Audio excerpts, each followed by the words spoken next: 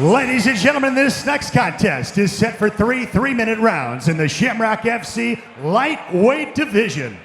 Introducing first on my right, fighting out of the Bogarts Smokehouse blue corner, a mixed martial artist that stands 5 feet 10 inches tall.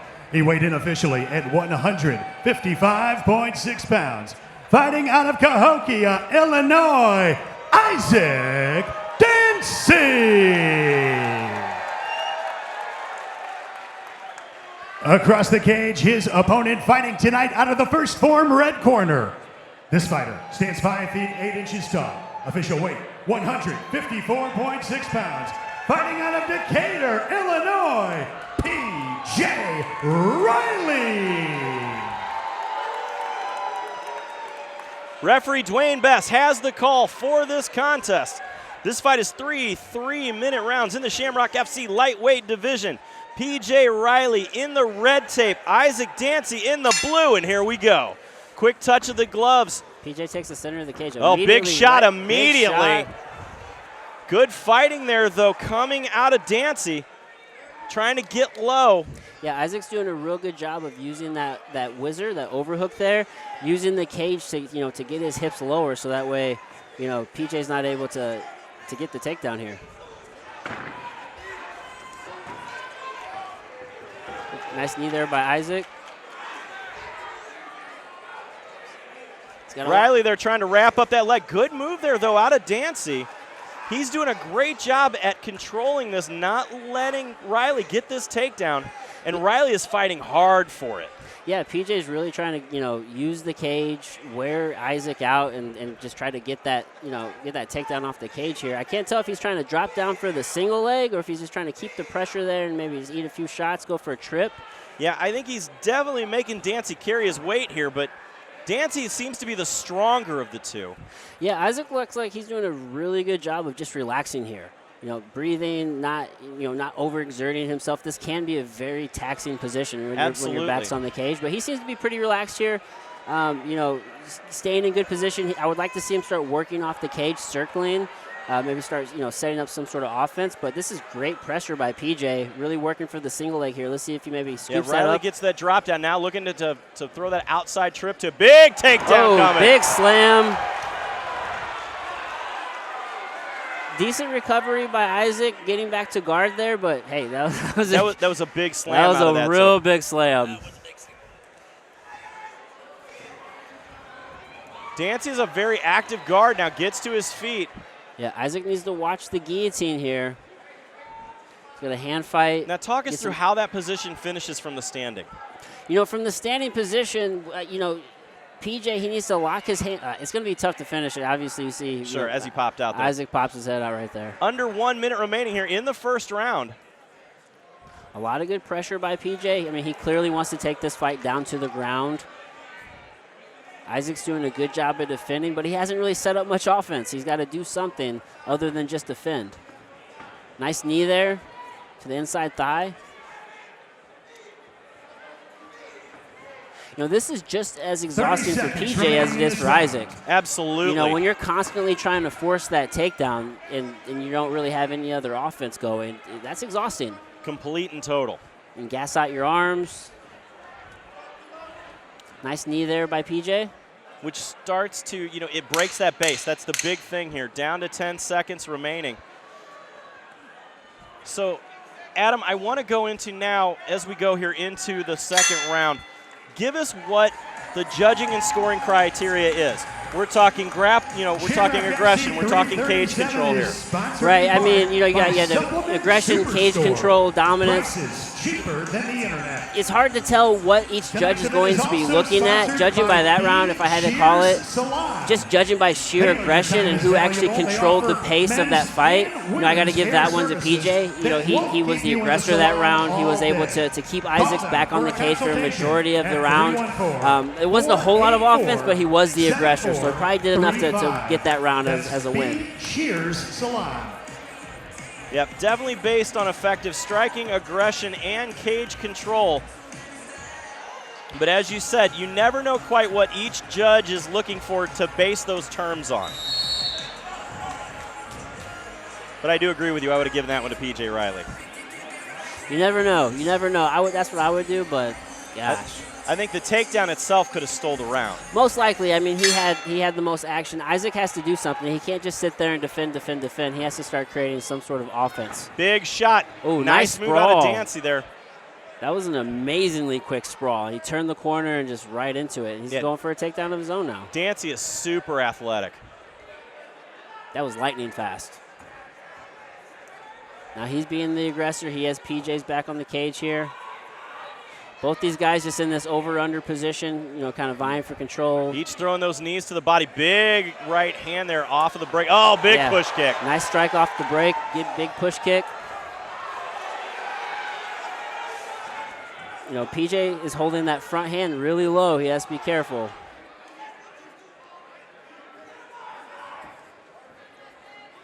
Got the clinch here. Little dirty boxing going on there. Now we're going to see Dancy start to push Riley up against the cage now, make him carry his weight. Now, we see something here, though, the importance of underhooks. Whenever you get your arm underneath the other one, it gives you much more control over your opponent. Absolutely. When we're talking wrestling, the lower man usually wins. You get the underhook, you get the positioning, you can jack your opponent up, get to their hips, usually get the takedown, but you always have better control. Both guys just fighting for control here.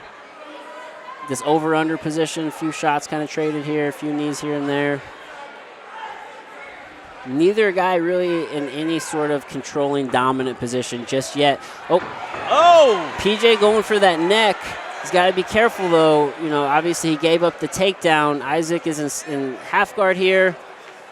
Well, nope, got a full guard here. PJ has the butterfly hook. He's going to look to try to do some sort of butterfly sweep. See, he has the overhook with his right arm. He's going to try to lift with his left leg. But this is not a position wrestlers like to be in. No, this isn't a good spot. So PJ, he can't be flat on his back. You see, he's kind of jacking up Isaac, trying to get his back up off the mat so he can get that sweep. Nice sweep there coming out of Riley. Under a minute remaining here in round 2. That was a great job getting back to his feet.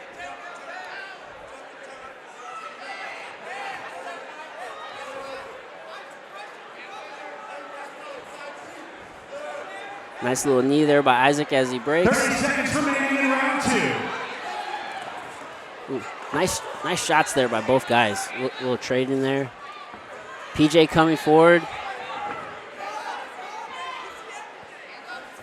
I like to see him set up that kick with some punches. Yeah, Riley keeps the center of the cage. He's trying to make, big shot there, trying to get that single. Trying to steal the round there potentially with that takedown. Yeah, you got that takedown right here at the last 10 seconds. That could be just enough to steal the round.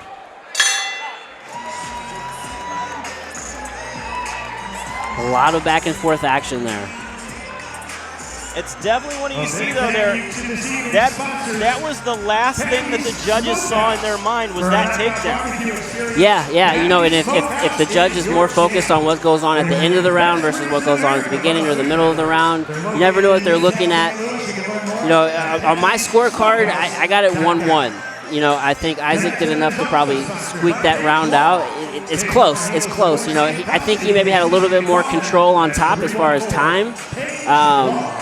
But PJ did a really good job, creating opportunities for himself, getting to his feet, getting that takedown at the end. So this is a very close fight, very well matched. This is definitely a close call. Big props to matchmaker Rob Donaker here. Great fight for our second one of the evening. Rob is the man.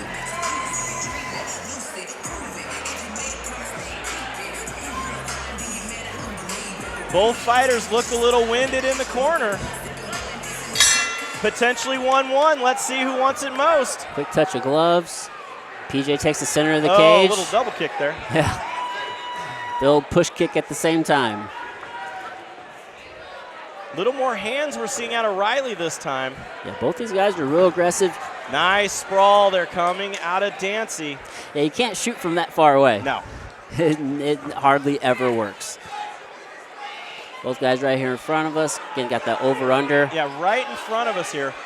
Isaac's reaching down. He has that overhook with his right arm. He's reaching down, kind of blocking the hips, trying to keep that distance away so that way PJ can't get real close and suck his hips in. Good job turning. this seems to be the battle of this fight. Right. Yeah, it's definitely who can control more in the clinch. Nice knee there by Isaac. Isaac's pushing PJ into the cage here now. Down to 2 minutes remaining here in the third and final round. Big high kick caught by PJ. Goes right into lock the up takedown. That double. There we go. Scoops him off the cage here. Stepping over. That's very smart to try to control those legs. Absolutely. He's controlling the legs, thus controlling the hips. Starting to drop some bombs here. Dancy doing a good job getting back to his feet, though. Yeah, Isaac's doing a really good job. He has some wrist control here. He's using the cage to his advantage, so he's not giving up his back, and he's now allowing PJ to get to his hips and scoop him off the cage to get that takedown. Although you can see that PJ's trying to use his legs to hook Isaac's legs and use that to get his hips off the cage. Gotta be careful as you strike out of that clinch. Ooh. Oh, big right hand there out of Dancy. Oh, that one found a home on the chin. See some big duck under there. You see the confidence building. 1 minute remaining in this fight. PJ got that takedown though. Oh. Is it enough? Oh. This is not a good position actually for PJ to be in. I mean, no, this is bad. He's on top technically. Well, but yeah, he's in like a crucifix himself position. over here. There he goes. There we go. He also doesn't want to wrap his head up like that to hold on to Dancy's head over the top.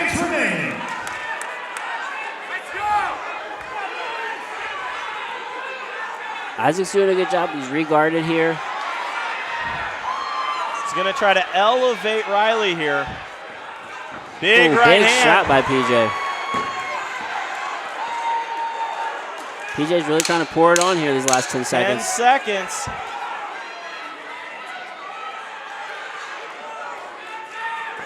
Big up kick by Isaac. What a fight.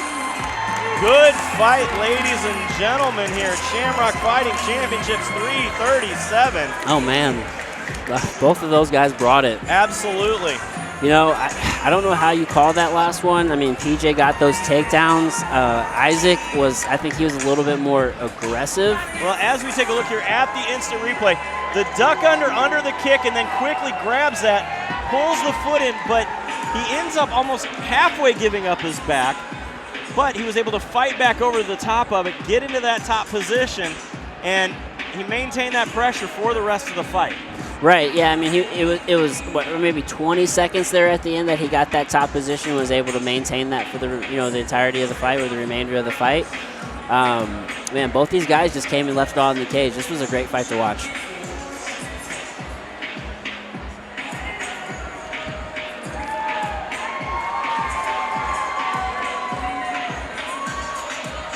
Beautiful fight here. This one will go to the judges' scorecard. Second one of the evening, going the distance. Yeah. A lot of back and forth grappling with that one. Just a lot of cage work. Well, let's see how this one plays out. Let's send it up to the cage to Joe Parisi to give us our results.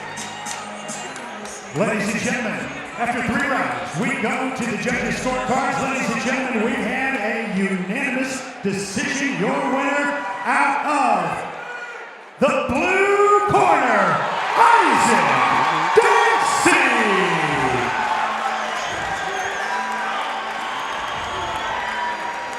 Okay, Adam, let's talk about what just happened and the how and the why. Yeah, I mean, Isaac Dancy did enough to get the win. You know, I don't think the takedowns weighed enough in the mind of the judges. Obviously, PJ was able to get some takedowns. I think it was very even in the clinch, but I think maybe the aggression of Isaac was enough to steal it in the judges' eyes. Well, very interesting. That's why they always say don't leave it in the hands of the judges.